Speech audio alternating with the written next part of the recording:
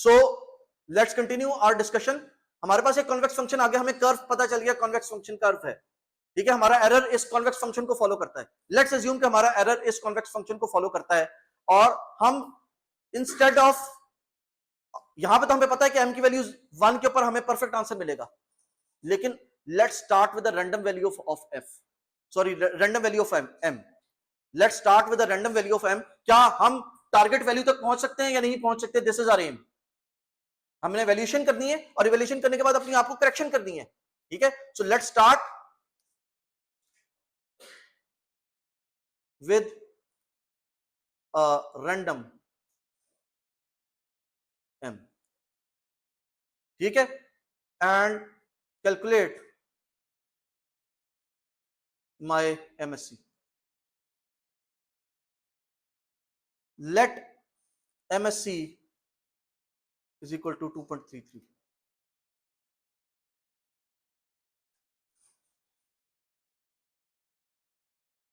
मैं ये दरमियान वाली लाइनों को रिमूव कर रहा हूं फॉर द टाइम भी, क्योंकि हमें आप इनकी जरूरत नहीं है। तो समझ, हमने कॉन्वेक्स फंक्शन को समझने के लिए बनाई थी ना।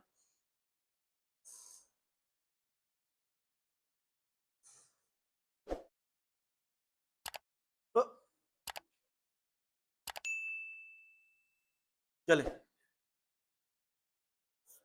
मैंने एक रैंडम m चूज किया, और उस m की बेस, इसी डेटा के लिए मैंने एक रैंडम m चूज किया, और उस m के लिए मैंने मीन स्क्वेयर्ड एरर कैलकुलेट किया, and mean squared error was 2.33। Where am I? जी, where am I? Am I at 0 और M I eight 2?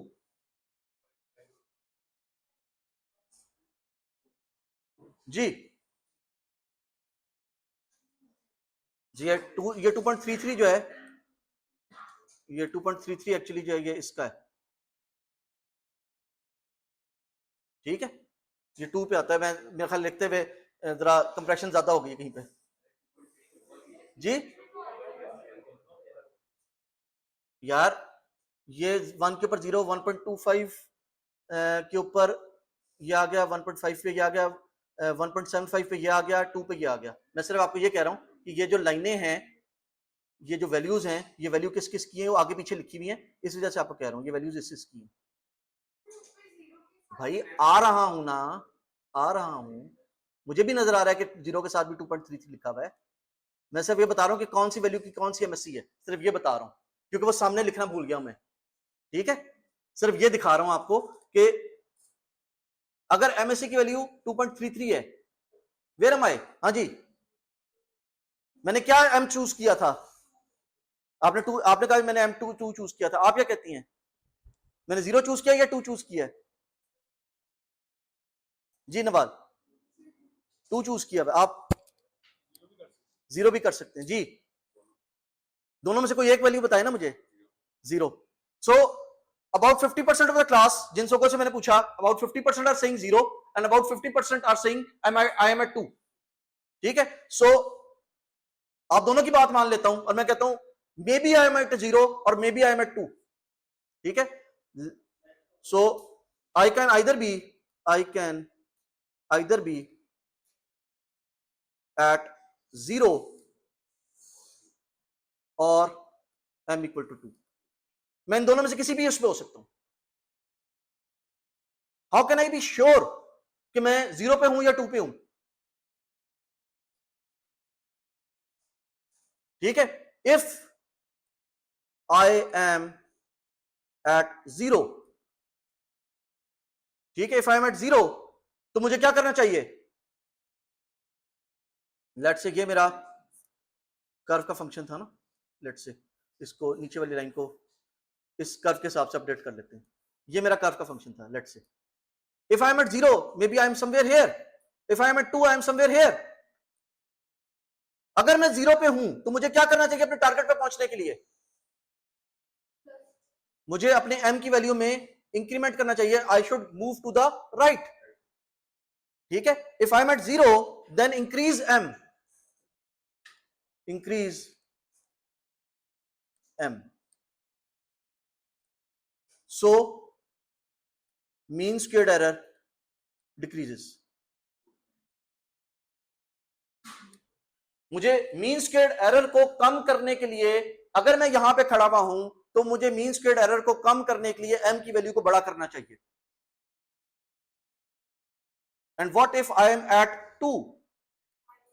If I am at 2, अगर मैं यहां पे खड़ा हुआ हूं, इस जगह पे खड़ा हुआ हूं, तो मुझे m की वैल्यू को कम करना चाहिए ताकि मेरी मीन स्क्वेयर्ड एरर की वैल्यू कम हो सके. सो डिक्रीज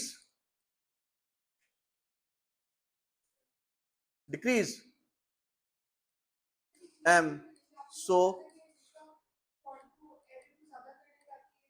वो तो कर चुके ना. अब हर m के साथ कोई एसोसिएटेड एरर आया ना, कोई मीन स्क्वेयर्ड एरर आया, हर m की वैल्यू के अगेंस्ट जब मैंने उसके एरर कैलकुलेट किया, उस एरर का स्क्वायर लिया, उसके बाद उसकी एवरेज ली, तो मेरे पास उसका एक कोई नंबर आ गया. वो नंबर मेरे पास 2.33 आया. मीन स्क्वेयर्ड एरर जो मेरे पास आया वो 2.33 आया. अब वो 2.33 अगर आप मेरे ऊपर वाले टेबल को देखें तो वो that could be because of 0, because I started by m at 0, और बिकॉज आई वाज एट 2. दोनों जगह पे मेरा मीन स्क्वेयर्ड एरर की वैल्यू 2.33 है. स्क्वायर लेने के बाद उस स्क्वायर की एवरेज ले चुके हैं हम, उससे 3 स्टेप आगे आ चुके हैं. जो हमने स्क्वायर लिया था उससे 3 स्टेप आगे आ चुके हैं, अब बहुत पीछे है. ठीक है. सो decrease m, so mean squared error decreases as well. यानी कि मैं अगर यहां पे 0 पे खड़ा हूं तो मुझे m की वैल्यू को बढ़ाना चाहिए, और अगर मैं 2 पे हूं तो मुझे m की वैल्यू को कम करना चाहिए. लेकिन ये किस तरह पता चलेगा कि मैं 0 पे हूं या 2 पे हूं? Again my question. Ji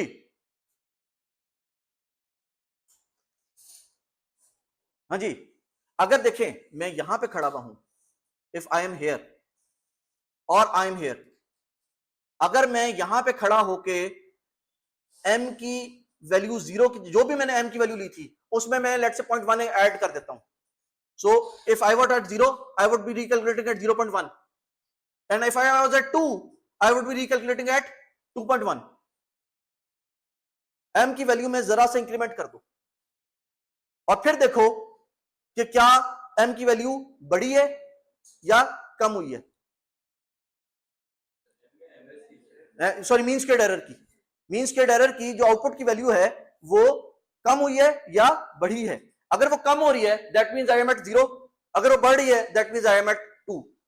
because 2.1 का अगर इस कर्व पे देखें 2.1 के ऊपर मेरा मीन स्क्वेयर्ड एरर बढ़ जाना चाहिए, और 0 से मुकाबले में 0.1 के ऊपर मेरा मीन स्क्वेयर्ड एरर कम हो जाना चाहिए. सो मैं क्या करता हूं, slightly increase m and recalculate MSC. If MSC decreases, I am at 0, else I am at 2. ये बात फॉलो करें. ये जो स्लाइटली इंक्रीज करने का कॉन्सेप्ट है, इस कॉन्सेप्ट को क्या कहते हैं?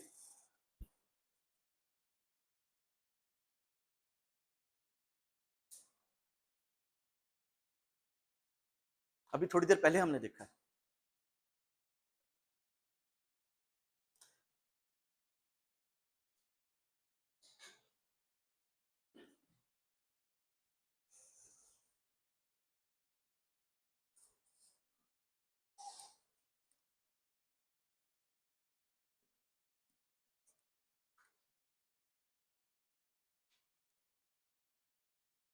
What was this? What was this? This was my derivative. Basically, at point m जहां पे भी खड़े हो उस पॉइंट के ऊपर डेरिवेटिव कैलकुलेट करो, मीन स्क्वेयर्ड एरर का derivative with respect to m calculate कर लो.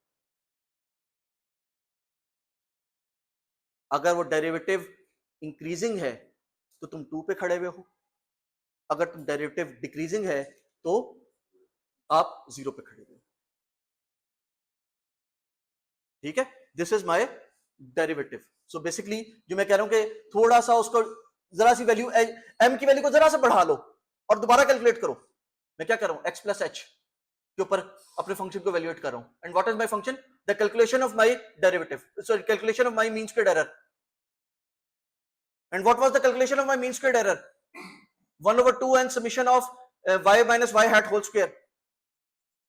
ये मेरा फंक्शन था, उस फंक्शन का मैं डेरिवेटिव ले रहा हूं.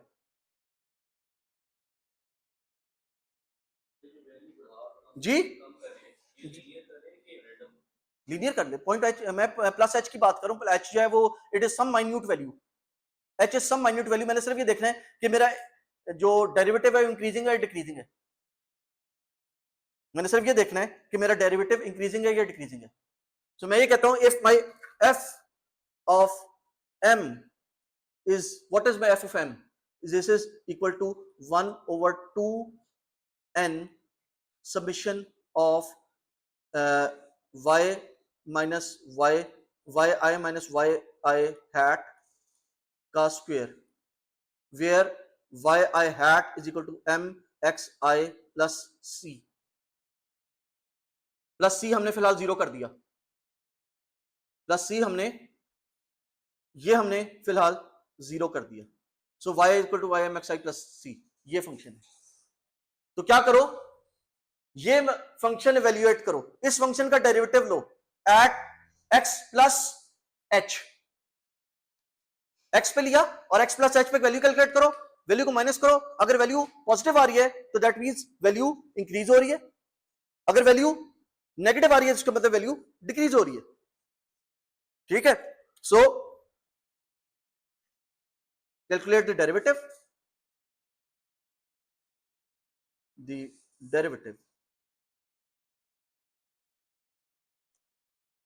Calculate the derivative at m. तो आपके पास दो केसेस हो सकते हैं. डेरिवेटिव इज पॉजिटिव या डेरिवेटिव इज नेगेटिव. दो केसेस हो सकते हैं. इफ डेरिवेटिव इज पॉजिटिव, तो मैं यहां पे हूं या यहां पे हूं? जी मैं 2 पे हूं. और अगर डेरिवेटिव नेगेटिव है तो मैं 0 पे हूं. तो if derivative is positive I am at 2. If derivative is negative I am at 0.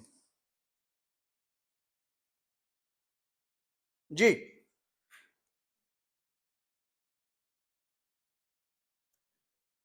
इसी को लिखने का एक और तरीका, बजाय मैं कहूं जी डेरिवेटिव ले लो, मैं कहूं जी फंक्शन का स्लोप फाइंड आउट कर लो. At x at m function का स्लोप, मेरे एरर फंक्शन का स्लोप फाइंड आउट कर लो. अभी हमने थोड़ी देर पहले प्रूफ किया था कि फाइंडिंग द स्लोप और finding the derivative is one and the same thing. एक ही चीज को लिखने के दो अलग अलग तरीके हैं. ठीक है. सो मैं कहता हूं कि इफ,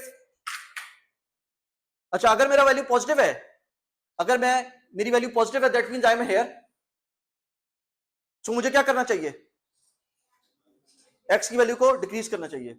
और अगर मेरी वैल्यू नेगेटिव है, आई एम एट 0, तो मुझे क्या करना चाहिए? इंक्रीज करना चाहिए. So if d by dm of my MSc is positive, then reduce then increase then reduce m. m की वैल्यू को कम करना है. अगर मैं 2 पे खड़ा हूं तो मुझे m की वैल्यू को कम करना है. if d by dm of my MSc is negative, then increase. कितना करना है, कितना इंक्रीमेंट लाना है, वो अभी हमने बात नहीं की. अभी हमने सिर्फ ये बात की है कि अगर m की वैल्यू, कोई भी m की वैल्यू है, रैंडम m की वैल्यू है, उसका डेरिवेटिव कैलकुलेट कर ले. उसने आपको एक मीन स्क्वेयर्ड एरर निकाल दिया. मीन स्क्वेयर्ड एरर की बेस के ऊपर आप नहीं बता सकते कि आप उस कर्व के ऊपर 2 पॉइंट्स के ऊपर वो लाई करते हैं. आप लेफ्ट वाले पॉइंट के ऊपर हैं, राइट वाले पॉइंट के ऊपर. आप क्या करें, आप डेरिवेटिव कैलकुलेट कर लें. अगर आप लेफ्ट वाले पॉइंट पे होंगे तो आपका डेरिवेटिव डिक्रीज हो रहा होगा, और अगर आप राइट वाले पॉइंट पे होंगे तो आपका डेरिवेटिव इंक्रीज हो रहा होगा. तो बेस्ड अपॉन दैट आप अपनी नेक्स्ट m की वैल्यू को कम या ज्यादा करना है. अब आपने कितना कम या ज्यादा करना है उसके ऊपर अभी हम बात करते हैं, ठीक है। सो हम कह सकते हैं, सॉरी, हम कह सकते हैं कि if d by dm of my mean squared error is positive, हम इस वाले केस की बात कर रहे हैं, किधर गया, हम इस वाले केस की बात कर रहे हैं, d by dm is positive, तो हमें अपने करंट m में से कुछ वैल्यू रिड्यूस करनी है, तो हम कहते हैं जी m नेक्स्ट आइट्रेशन के लिए m इज इक्वल टू जो भी आपकी m की करंट वैल्यू थी उसमें से आप d by D M of your MSc minus करते हैं,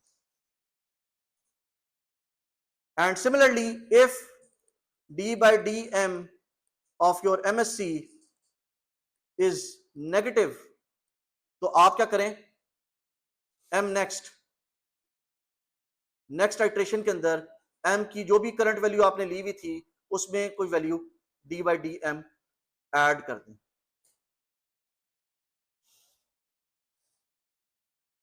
इसको हम कहते हैं this is my equation A and this is my finding B।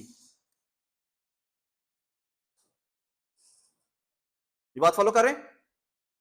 अच्छा, मैं एक वैल्यू ऐड कर रहा हूं, and what was the value of my d by dm in this case, मैं एक वैल्यू ऐड कर रहा हूं, what the value I am adding is 0 negative. So actually what I am saying is that is equal to m की current value के अंदर add करो एक negative value.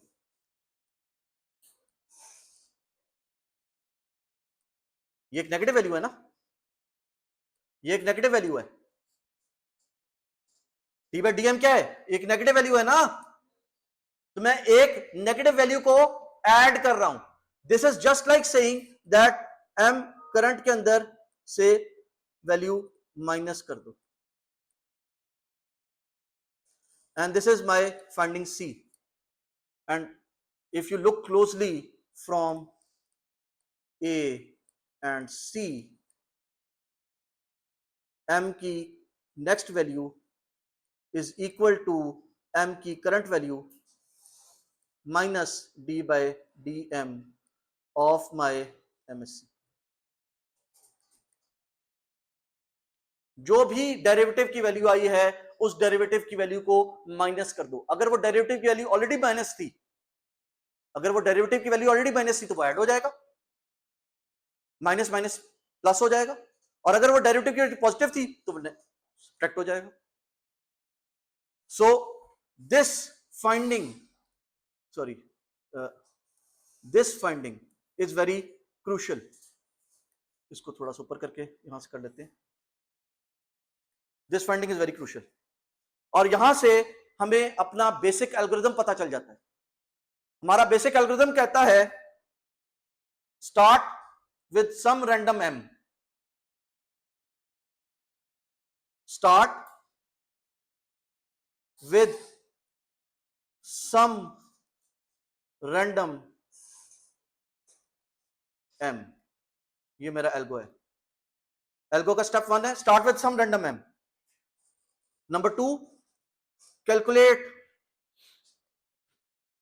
y hat for all instances of x। जितनी inputs हैं सारी inputs के लिए एस्टिमेशन वैल्यू कैलकुलेट कर लो। उसके बाद स्टेप 3 कहता है कैलकुलेट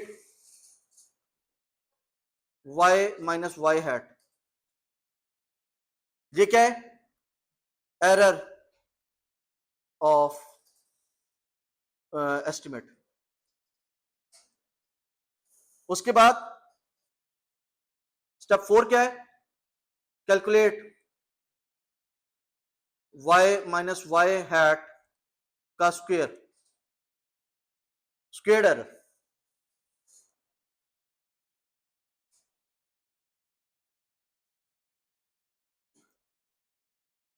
उसके बाद स्टेप 5 क्या है, calculate mean squared error which is 1/2n summation of y minus y i दोनों केस में हैट का स्क्वायर।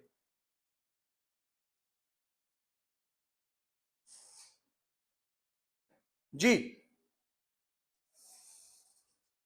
अब सवाल यह पैदा होता है कि हमने जो नेक्स्ट m है उस नेक्स्ट m के अंदर हमने इस मीन स्क्वेयर्ड एरर का डेरिवेशन यूज करनी है, इसका डेरिवेटिव यूज करना है, हमने मीन स्क्वेयर्ड एरर का डेरिवेटिव यूज करना है। तो हम यहां पे कहते हैं जी कैलकुलेट, यहां पे हम स्टेप 6 कहते हैं calculate d by dm of my MSc। Step 7 update m next is equal to m की current value minus d by dm of my MSc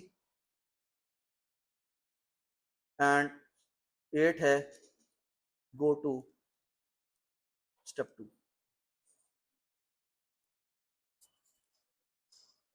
इसी साइकिल को कंटिन्यू करें जब तक कि आपका एरर जो है वो 0 नहीं हो जाता। ठीक है, सो ये कैलको बन गया। अब इसके अंदर सिर्फ एक चीज अननोन है, what is the derivative of my mean squared error.